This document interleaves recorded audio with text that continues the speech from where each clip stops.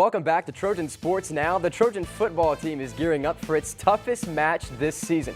The number 1 and number 2 teams in the Sun Belt Conference will match up come Saturday at the Vet. Here's a listen at what the coaches and players are expecting from the overall atmosphere. They're a good football team. The Mountaineers of Appalachian State, a team with an overall record of 7-2 and undefeated in Sun Belt Conference play. I thought they were, from top to bottom, all the way through the season, were the best team in our league last year.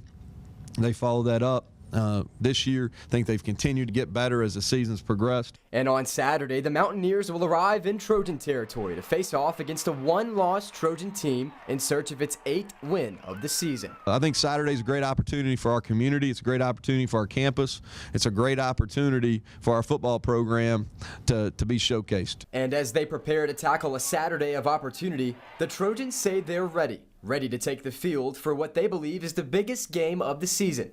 And when they do, they'll look to the Trojans in the crowd. That's our biggest game of the year. So, our next game is our biggest game. We kind of need a more South Alabama type Troy fans to show up for our game this week. The crowd plays a big perspective in the game.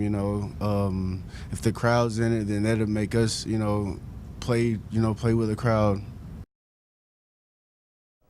And if you haven't already heard, Coach Brown is calling for all fans and students to try and sell out the Vet. One of the biggest games in Troy's Division I history will kick off at 2:30 p.m.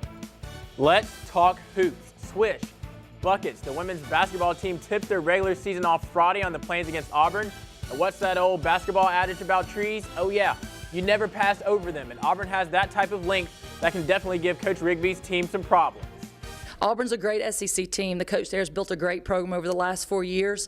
They have a signature press that she's done everywhere she's been before. And this year, her 4th year, they've recruited a team that's really long and lanky. It gives everybody problems. Certainly, it's going to be a growth experience for us. We're scratching our head, figuring out the best way to beat it. The Trojans and Tigers tip off Friday night at 6:30 p.m. The reigning Sun Belt Conference champs can be seen on SEC Network Plus. Plus, the men's basketball season tips off Friday night in Trojan Arena, and with some players returning, they're familiar with the court and atmosphere of college basketball. However, there are some players whom it might take a little longer to adjust to the Trojan Arena atmosphere. Particularly the new guys, because now they get to play in Trojan Arena with the lights on. Those 2 video boards are the biggest video boards in the nation, and it's an adjustment. They've never played with anything like that going on above them. So again, for those new guys, it's going to be a really good experience heading into the regular season. The Trojans will welcome in Toccoa Falls for a season opening contest at 7 p.m. in Trojan Arena Friday night.